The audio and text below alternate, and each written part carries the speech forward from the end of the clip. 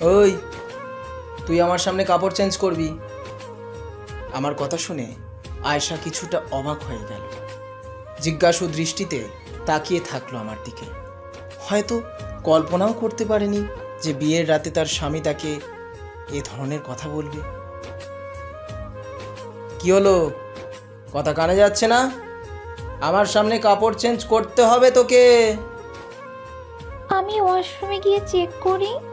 ওই, তোর কানে কি কথা কম ঢোকে? আমার সামনে তুই তোর কাপড় চেঞ্জ করবি, এটাই তোর শাস্তি। অনেক স্বপ্ন না বিয়ে করার, এখন আমি তোর সব স্বপ্ন বের করছি। এই কথাটি বলে আয়েশার কাছে গিয়ে শাড়ি ধরে দিলাম একটা, সাথে সাথে পুরো শাড়ি খুলে আমার হাতে চলে আসলো, আর আয়েশা মাটিতে পড়ে গেল। মাটিতে বসে কাঁদতে লাগলো। এগুলো দেখে মাথা আরও গরম হয়ে গেল। আমি শাড়িটা চুড়ে মেরে রুম থেকে বেরিয়ে গেলাম। আপনারা অনেকেই হয়তো ভাবছেন কি হচ্ছে বা কেন হচ্ছে। আমি আপনাদেরকে একটু বুঝিয়ে বললে আপনারা বুঝতে যাবেন। আমি বাহার, মানে বাবাই বড় করেছে আমাকে। একটি মাল্টিন্যাশনাল কোম্পানিতে জব করি, ভালো স্যালারিও পাই। এভাবে আমি আর আমার বাবা খুব ভালোভাবে থাকতাম। কিন্তু কিছুদিন ধরে বাবা আমাকে বিয়ের জন্য জোর দিচ্ছেন, তাই বাবার কথা রাখার জন্য বিয়েটা করে নিলাম। কিছুক্ষণ আগে যে মেয়েটার সাথে আমি রাগারাগি করে কথা বলছিলাম, সে হলো আমার স্ত্রী।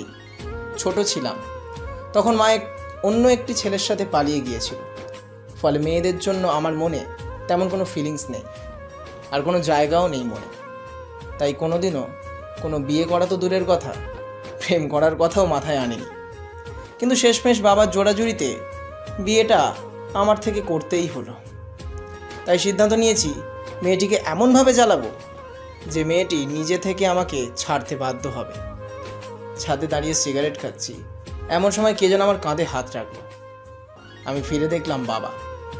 আমার বাবা আব্দুল করিম, অনেক ভালো মানুষ। কিরে, তুই এখানে কি করছিস? যা, ঘরে যা। আব্বু, আমার ভালো লাগছে না, আমি একটু এখানে দাঁড়াবো, তারপর যাব। আমি কোনো কথা শুনতে চাই না। যা, বৌমা একা একা বসে আছে। যা, এখনই যা। কত ভালো একটা বৌমা পেলাম। এই কথা বলে বাবা ছাদ ত্যাগ করলেন, আর আমি দাঁড়িয়ে দাঁড়িয়ে চিন্তা করতে লাগলাম কিভাবে শাস্তি দেওয়া যায়। একটু পরে আমি রুমে ঢুকলাম। আমাকে দেখার সাথে সাথে আয়েশা দাঁড়িয়ে গেল। আমার বিছানার সামনে তুই কি করছিস? আসলে বিছানা। এতটুকু বলে আমার চোখের দিকে তাকিয়ে চুপ হয়ে গেল। শোন, তুই আমার বিছানার কাছে আসা তো দূরের কথা, আমার কোনো জিনিসে যদি ইন্টারফেয়ার করিস তাহলে এটা তোর জীবনের শেষ দিন। এই বলে আমি বিছানায় শুয়ে পড়লাম। বিছানায় শুয়ে রইলাম, তাও ঘুম আসছে না। শুধু মাথায় একটা জিনিসই ঘুরপাক খাচ্ছে, কেমন করে এই মেয়েটিকে শাস্তি দিতে পারি। আমি তাকানোর সাথে সাথে আয়েশা চোখ নামিয়ে ফেলল। ওই মেয়ে, তোর সমস্যা কি? এভাবে কি দেখছিস? জি, আমি কোথায় ঘুমাবো এটা যদি বলতেন। তোর কি মাথা খারাপ আছে? তুই আমার রুমে ঘুমাবি? মেয়েটির চোখ থেকে পানি পড়ছে। কান্না করুক, তাতে আমার কি? আমি তো তাকে শাস্তি দেব। তারপর আমি উঠে আমার ড্রয়ার থেকে সব কাপড় বের করে ধীরে ধীরে সবগুলি ভিজিয়ে ফেললাম। আয়েশা হা করে আমার সব কাণ্ড দেখছে। তারপর আমি মেয়েটিকে ডাক দিলাম। এখন 10 মিনিটের মধ্যে এসব কাপড় ভালো করে ধুয়ে শুকাতে দে।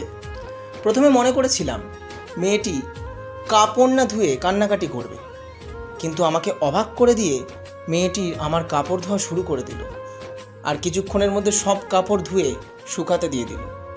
এটি দেখে মাথা আরও খারাপ হয়ে গেল। তারপর আবার চিন্তা করতে লাগলাম কেমন করে মেয়েটাকে শাস্তি দেওয়া যায়। অবশেষে আরেকটি বুদ্ধি মাথায় আসলো। আমি সিগারেট ধরালাম, সাথে সাথে মেয়েটা কাশতে শুরু করে দিল। তার মানে মেয়েটি সিগারেটের গন্ধ, ধোঁয়া পছন্দ করে না। আমি আয়েশার কাছে গিয়ে তার কোমরে হাত রেখে তাকে আমার কাছে টেনে নিলাম। আয়েশা লজ্জায় লাল হয়ে গেল। সাথে সাথে জ্বলন্ত সিগারেট তার কোমরে লাগিয়ে দিলাম। প্রথমে একটু আওয়াজ করলেও তারপরে নিজের মুখ নিজে চেপে ধরে রাখলো আর কান্না করতে লাগলো। এটি দেখে মনে কিছুটা শান্তি লাগলো, আর আমি শুয়ে পড়লাম। এখন খুব ভালো ঘুম হবে। হঠাৎ মাঝরাতে আমার ঘুম ভেঙে গেল। ঘুম ভাঙার সাথে সাথে এমন জিনিসের দিকে নজর পড়ল যেখান থেকে আমি নিজের নজর ফেরাতে পারছি না। আয়েশা শাড়ি তার পেট থেকে সরে গেছে। কখনো কোনো মেয়ের সাথে এক রুমে থাকবো এটা চিন্তাও করিনি। খেয়াল করলাম আমার বউ যথেষ্ট সুন্দরী। এক নজরে দেখতে লাগলাম। কিছুক্ষণ পর আমার নজর পড়ল তার গোলাপের মতো ঠোঁটের উপর। নিজেকে আর ধরে রাখতে পারলাম না, আর একটু কাছ থেকে দেখার ইচ্ছে হলো। যেই আর একটু সামনে গেলাম, সাথে সাথে আমি খাট থেকে আয়েশার গায়ের উপর পড়ে গেলাম। আয়েশা চোখ খুলে ফেলল। আমাকে দেখে কিছুটা ভয় পেয়ে গেল, আর আমি নিজেকে সামলিয়ে তার গা থেকে উঠে গেলাম। মনে হচ্ছে মেয়েটা ব্যথা পেয়েছে। ব্যথা পেলে পাক, তাতে আমার কি? আমি আবার বিছানার উপর উঠে শুয়ে পড়লাম। হঠাৎ খেয়াল করলাম কেউ একজন আমাকে ডাকছে। চোখ খুলতেই দেখলাম আয়েশা। অল্প ঘুম থেকে কেউ ডাকলে মাথা ব্যথা শুরু হয়ে যায়। আজকেও এর ব্যতিক্রম হলো না, কিন্তু আজকে মাথা ব্যথাও হলো এবং মাথা খারাপও হলো। ওই, তোর সমস্যাটা কি আমাকে একটু বলবি? আমাকে কি শান্তি মতো ঘুমোতে দিবি না? জি, ফজরে আজান দিচ্ছে, যদি একটু নামাজ পড়ে নিতেন। আমার নামাজ আমি পড়বো কি না পড়বো সেটা তোর থেকে আমাকে বলতে হবে না। যা, এখন ডিস্টার্ব করবি না। এই বলে অপর পাশ হয়ে শুয়ে পড়লাম। তারপর নিজে নিজে চিন্তা করতে লাগলাম, উঠে যখন গিয়েছি নামাজ পড়িনি, তাই অজু করে মসজিদে যাওয়ার জন্য রওনা দিলাম। মসজিদে গিয়ে দেখলাম আব্বু আগে থেকেই সেখানে বসে আছে। আব্বুর পাশে গিয়ে বসলাম। আব্বু অনেক খুশি, কারণ ছোটোবেলা থেকে আব্বু আমাকে মসজিদে নামাজ পড়তে নিয়ে যেত।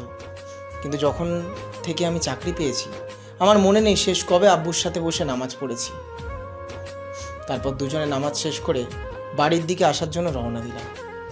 কিরে, একদিনে এত চেঞ্জ? চেঞ্জ মানে কি?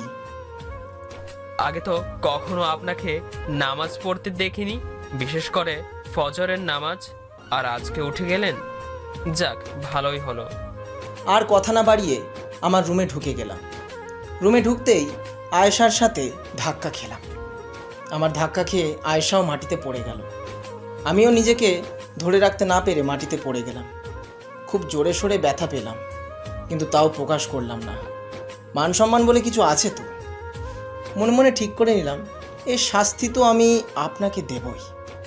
আমার থেকে চা খেতে ইচ্ছা করেছে। বলতে দেরি, কিন্তু কাজ করতে দেরি না। সাথে সাথে চা নিয়ে চলে আসলো। তার মানে অনেক আগে থেকেই রেডি করে রেখেছিল। কেমন করে শাস্তি দেবো, কেমন করে শাস্তি দেবো, এই কাজে লেগে আছি। হঠাৎ মাথায় বুদ্ধি আসলো, আমার পাশে কিছু কাগজ পড়েছিল। আমি সেখান থেকে চায়ের মধ্যে ঢুকিয়ে দিলাম। তারপর চিল্লা ফিল্লা করে আয়েশাকে ডাক দিলাম, ওই, তুই এগুলো কি আনছিস? আমাকে মারার জন্য আনছিস নাকি? জি, আমি কিছু বুঝতে পারছি না। তুই কি বুঝিস বলতো? চায়ের মধ্যে এগুলো কি? আসলে আমি খেয়াল করিনি। তাহলে পৃথিবীতে তুই কি খেয়াল করেছিস আমাকে বল। ময়লাটি হয়তো এখন পড়েছে। থাপ্পড় মেরে তোর দাঁত ফালাই দিব। এখনই তুই এ চা খাবি।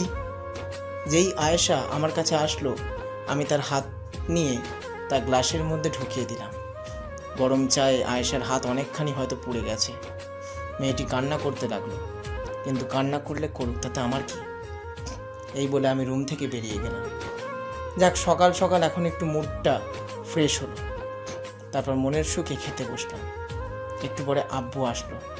কিরে বৌমা, তোমার হাতে কি হয়েছে? আব্বু, আসলে রান্না করতে গিয়ে হাত পুড়ে গেছে। ওই হতচ্ছাড়া, তোর বউয়ের হাত পুড়ে গেছে আর তুই এখানে খাবার খাচ্ছিস? তো কি করব? খাবার না খেয়ে মরে যাব নাকি? আব্বু, ঠিক হয়ে যাবে, আপনি চিন্তা করবেন না। আপনি খাওয়া শুরু করেন। আব্বু আয়েশাকে মেডিসিন লাগিয়ে দিল। তারপর সবাই মিলে খাওয়া শুরু করলাম। খাবার খাচ্ছি, ঠিক এমন সময় বন্ধু নিহালের কল। হ্যাঁ বল। দোস্ত, আজকে ফ্রি থাকলে একটু আয়। এটা আবার কোনো জিজ্ঞাসা করার কথা? ফ্রি না থাকার কি আছে? না, তুই তো আবার নতুন নতুন বিয়ে করেছিস, তাই বললাম আর কি। নতুন বিয়ে করলে তো বিছানা ছাড়া মানুষ কিছুই বোঝে না। মাথা খারাপ করবি না বলে দিলাম। আমাদের আড্ডাখানায় চলে আসবি। ওকে, আসছি, তোরা ওয়েট কর। তারপর আমি সেখানে গিয়ে বন্ধুদের সাথে প্রায় সারাক্ষণ আড্ডা দিলাম। বন্ধুরা আমার বিয়ের কথা জিজ্ঞাসা করছে। আসলে বিয়ের কথা না বউয়ের কথা, সাথে কিছু করেছে কি না সেটাই জিজ্ঞাসা করছে। করতে পাগল হয়ে যাচ্ছে। এমন হারামি বন্ধু থাকলে শত্রুদের দরকার হয় না। বাসায় ফিরতে ফিরতে প্রায় রাত 12টা হয়ে গেল। তোর কি কমন সেন্স বলতে কিছুই নেই? আমি আবার কি করলাম? কি করছো তাই না? বাসায় কবে আসতে হবে? তোর কি এতটুকু কাণ্ডজ্ঞান নেই? এগুলো ভালো লাগে না, আমি যাচ্ছি, আমার ঘুম আসছে। আমার রুমে ঢুকতেই দেখলাম আয়েশা ঘুমাচ্ছে, গতকালের মতো আমার বিছানার পাশে। কোনো এক অজানা আকর্ষণ আমাকে তার দিকে টানছে, আর আমিও সেই দিকেই আকৃষ্ট হচ্ছি। আমি আয়েশার কাছে যতই যাচ্ছি আমার হৃদস্পন্দন ততই বেড়ে যাচ্ছে। আয়েশার ঠোঁটগুলো গোলাপের মতো, কেমন জানি এটাই আমাকে সবচেয়ে বেশি আকৃষ্ট করছে। আমি নিজেকে আর ধরে রাখতে না পেরে আয়েশাকে কোলে তুলে নিলাম। দেখলাম আয়েশা কোনো নড়াচড়া করছে না, তার মানে খুব গভীর ঘুম রয়েছে। আমি তাকে ধীরে ধীরে চুমু খেতে শুরু করলাম।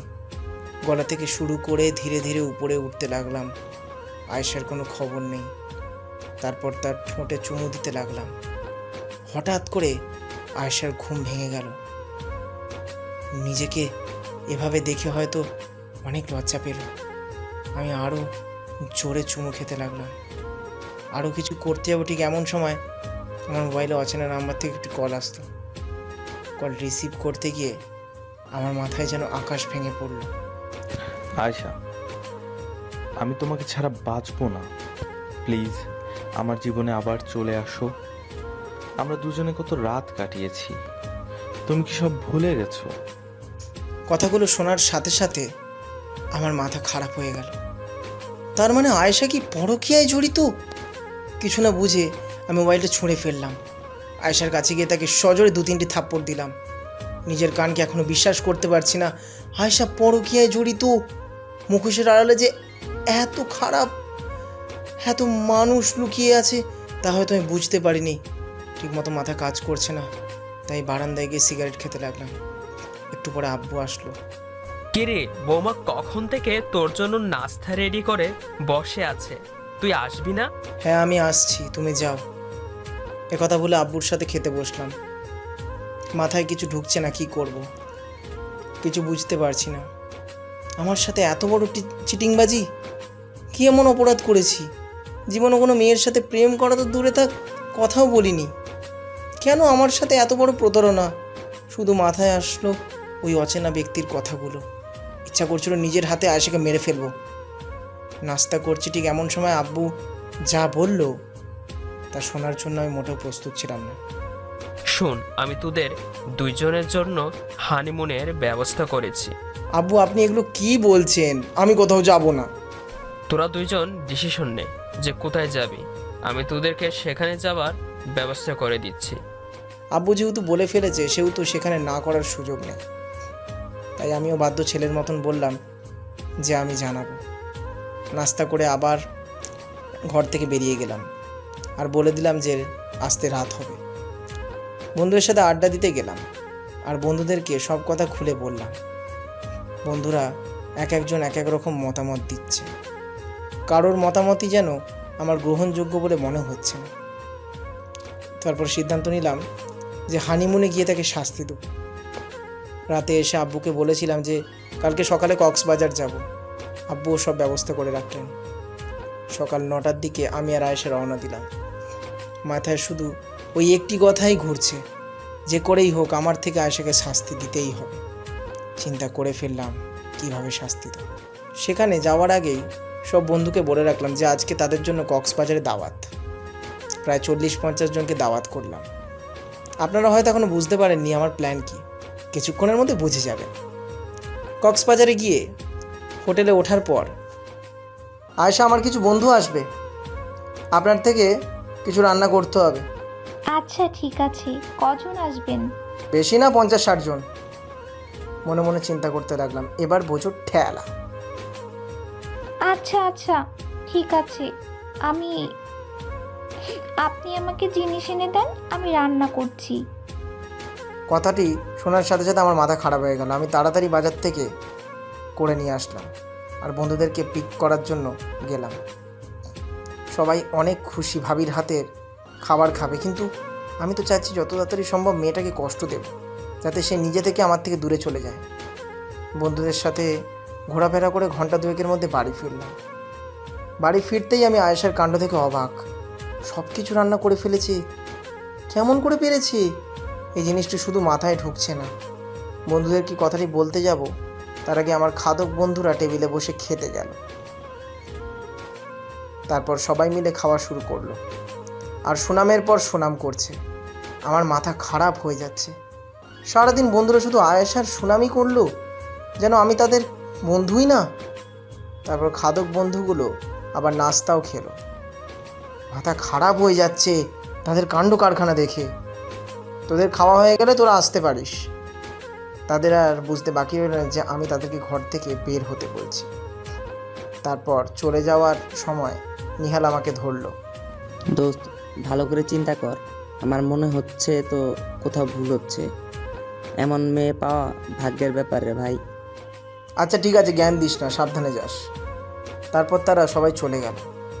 এতক্ষণ মনটা ভালো ছিল, কিন্তু যেই আবার গতকালের ফোনের কথা মনে পড়লো, মনটা আবার খারাপ হয়ে গেল। আমি নিজের রাগটা কন্ট্রোল করতে পারলাম না, তাই সিদ্ধান্ত নিলাম এই খারাপ মেয়েকে আমি মেরে ফেলবো। আমি ধারালো ছুরি নিলাম, যে করেই হোক মেয়েটিকে আজকে মেরে ফেলবো। ছুরিটি পেছনে নিলাম। যেই রুমে ঢুকলাম আমি দেখলাম আয়েশা শাড়ি পরেছিল। আমাকে দেখে রোবটের মতন দাঁড়িয়ে রয়েছে, লজ্জায় মুখ লাল হয়ে যাচ্ছে। কিছুক্ষণের মধ্যে আমি যেন আমার সিদ্ধান্ত বদলে ফেললাম। খেয়াল করে দেখলাম শাড়ির কুচি মেলাতে পারছে না। আমি তার কাছে গেলাম। যেই তার শাড়ির কুচিতে হাত রাখলাম, আয়েশা কেঁপে উঠল। আয়েশার ঠোঁটও কাঁপছে। এগুলো দেখে নিজেকে আর ঠিক রাখতে পারছি না। তারপর আয়েশাকে আমি কোলে তুলে নিলাম। কোলে তুলে নিয়ে বিছানায় শুইয়ে দিলাম, আর মনে মনে চিন্তা করতে লাগলাম, যদি আয়েশার রিলেশন থাকে তাহলে সে কেন আমার অত্যাচারগুলো সহ্য করবে? সে তো তার ভালোবাসার মানুষের সাথে চলেও যেতে পারত, কিন্তু সে আমার অত্যাচার সহ্য করছে। তার মানে গতকালের ফোন কলটি হয়তো ভুলে এসেছে। এভাবে নিজের মনকে সান্ত্বনা দিলাম। দেখলাম আয়েশা শাড়ির কুচি ধরে রেখেছে আর চোখ বন্ধ করে রেখেছে। আমি তার কাছাকাছি যেতেই আমরা একজন আরেকজনের নিঃশ্বাস ফিল করতে পারছি। আমি আয়েশার কোমরে হাত রাখার সাথে সাথে সে আবার কেঁপে উঠল। ঠোঁটে চুমু দিতেই আয়েশা কেঁপে উঠছে। ঠোঁট যে এত মিষ্টি আমার জানা ছিল না। যতই ঠোঁটে চুমু খাচ্ছি ততই খেতে ইচ্ছা করছে। আয়েশাকে জড়িয়ে ধরে শুয়ে থাকলাম। মেয়েটিও আমাকে জড়িয়ে ধরে শুয়ে আছে। সব ভুল শুধরে নেবার সিদ্ধান্ত নিয়ে ফেললাম, আর আজ থেকে আয়েশাকে নিজের থেকেও বেশি ভালোবাসবো বলে সিদ্ধান্ত নিলাম। এগুলো চিন্তা করছি, হঠাৎ বেলের আওয়াজ। আমি গিয়ে দরজা খুললাম। দরজায় একটা কুরিয়ার বক্স রাখা আছে। বক্সটি খুলে যা দেখলাম তা দেখার জন্য আমি মোটেও প্রস্তুত ছিলাম না। বক্সের ভেতর কিছু অশ্লীল ছবি, আয়েশা আর আরেকটি ছেলের কিছু ব্যক্তিগত ছবি। ছবিগুলো দেখে আমার মাথা খারাপ হয়ে যাচ্ছিল। ঠিক এমন সময় আরেকটি অচেনা নাম্বার থেকে আমার কাছে কল আসলো। আশা করি ছবিগুলো আপনি পেয়ে গেছেন। হ্যাঁ জানি আপনার এখন অনেক রাগ হচ্ছে, কিন্তু রাগ হয়ে কোনো লাভ নেই। অন্যের ভালোবাসার মানুষকে কেড়ে নেওয়ার এটাই শাস্তি। আর হ্যাঁ, বেশি প্যানিক হবেন না। আমি আপনাকে একটা ভিডিও দিচ্ছি, একটু দেখে নেবেন। আপনি আপনার হোয়াটসঅ্যাপ চেক করতে পারেন। হোয়াটসঅ্যাপে ঢুকতেই আমি একটি অশ্লীল ভিডিও দেখলাম। ভিডিওটি চালু করা আর সাহস হলো না। এখন আর বুঝতে বাকি রইল না যে আয়েশা সত্যিই পরকীয়ায় জড়িত। কেন আমার সাথে এমন হলো? কিছুক্ষণের মধ্যেই আমার পৃথিবী যেন পাল্টে গেল। সব আশা নিরাশায় পরিণত হলো। কি করব কিছুই বুঝতে পারছিলাম না। নিজেকে আজ বড্ড অসহায় মনে হচ্ছিল। মনে মনে কিছুক্ষণ আগেও সাজিয়ে রাখা সব স্বপ্ন এখন শুধু স্বপ্নই রয়ে গেল। এদিকে আয়েশাও চলে আসলো আমার দিকে, এক নজর তাকিয়ে আছে। হয়তো কি বলবে সেটা বুঝতে পারছে না। নিজের অজান্তে কয়েক ফোঁটা অশ্রু গড়িয়ে পড়লো মাটিতে। নিজেকে আর ঠিক রাখতে পারলাম না। আমি আর 7-5 না ভেবে ঘর থেকে বেরিয়ে গেলাম। কোথায় যাব, কাকে কি বলবো কিছুই বুঝতে পারছি না। আয়েশাকে ফেলে রেখে আমি চলে আসলাম। বাসায় ফিরতে ফিরতে রাত 9টায় হয়ে গেল। কিরে বৌমা কই? জানি না কই। আব্বু এখন কোনো কথা বলতে ইচ্ছা করছে না। প্লিজ আমাকে কিছুক্ষণ একা ছেড়ে দিন, আমি একটু ঘুমাবো। রুমে গিয়েই আবার কান্না শুরু হয়ে গেল। মনে হচ্ছে নিজের সবচেয়ে কাছের মানুষটিকে হারিয়ে ফেললাম। কেন আমার সাথে এমন হলো? আমি তো কাউকে কষ্ট দিতে চাইনি, কোনো মেয়ের সাথে কখনো অনৈতিক সম্পর্কে জড়াইনি, তাও কেন আমার সাথে এত বড় অন্যায় হতে পারলো? নিজেকেই দোষারোপ করেছি। কেন না জেনে বিয়েটা করলাম, এসব চিন্তা করছি। হঠাৎ আব্বু রুমে ঢুকলো। কিরে আবার ঝগড়া করেছিস? আমি কেন শুধু শুধু ঝগড়া করতে যাব? তোমার বৌমা খুব ভালো মেয়ে, ওর থেকে জিজ্ঞাসা করো কি কাহিনী। তারপর আব্বুকে সব খুলে বললাম। ছোটোবেলা থেকে আব্বু আমার জন্য যে ডিসিশন নিয়েছে, আমি চুপচাপ সেই ডিসিশনকেই মান্য করেছি। আচ্ছা আমি দেখি কি করা যায়, তুই এত টেনশন নিস না। এভাবে বেশ কয়েকদিন কেটে গেল। আমি আয়েশার সাথে এখন আর কোনো যোগাযোগ করি না। একদিন আব্বু বলল আব্বুর এক পরিচিত উকিলের সাথে দেখা করে আমার আর আয়েশার তালাকের ব্যবস্থা করতে। উকিল সাহেব বললেন মিনিমাম 6 মাস অপেক্ষা করতে হবে। 6 মাস পর আমার হাতে ডিভোর্স পেপার আসলে আমি স্বাক্ষর করে আয়েশার কাছে পাঠিয়ে দিলাম। আজ নিজেকে খুবই মুক্ত মনে হচ্ছে, তাই খুশির ঠেলায় বন্ধুদেরকে ট্রিট দেওয়ার জন্য ডাক দিলাম। আয়েশা তার জিনিসপত্র সবগুলো প্রায় 2-3 মাস আগেই নিয়ে গিয়েছিল। এই কয়েকদিন একটু বেশি এলোমেলোভাবে চলেছি, তাই চিন্তা করছি বন্ধুরা আসার আগে একটু গুছিয়ে নিই। যা ভাবা সেই কাজ। রুম গোছাতে লাগলাম, ঠিক এমন সময় আমি একটি নীল কালারের ডায়েরি পেলাম।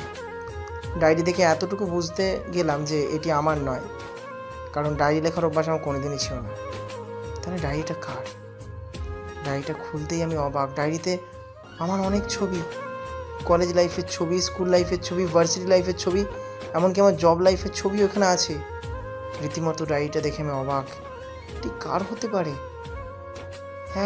এক পৃষ্ঠা উল্টাতে আমার ধারণা সঠিক হলো, ডায়েরিটা আয়েশার। ডায়েরিতে লেখার চেয়েও ছবি বেশি। ডায়েরিতে যা লেখা ছিল, বাসর রাত নিয়ে কোনো মেয়েরই স্বপ্ন থাকে।